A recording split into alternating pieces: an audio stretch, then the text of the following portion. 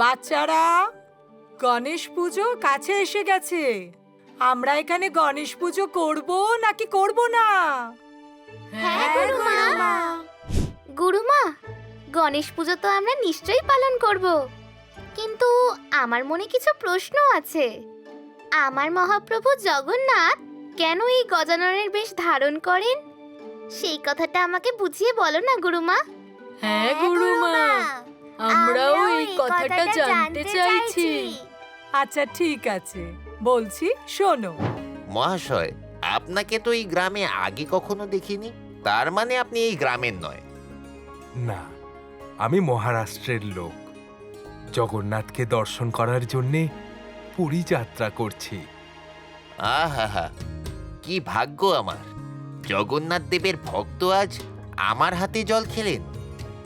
ধন্য তুমি জগন্নাথ দেব। তোমার কৃপা না থাকলে আমার মতো একটা তুচ্ছ লোক আপনার ভক্তের সেবা করার সুযোগ পেতাম। আজকে আমি ধন্য হয়ে গেলাম মহাপ্রভু। জয় জগন্নাথ। জয় জগন্নাথ। আমার তো আপনার সাথে দেখা হওয়ারই ছিল মহাশয়।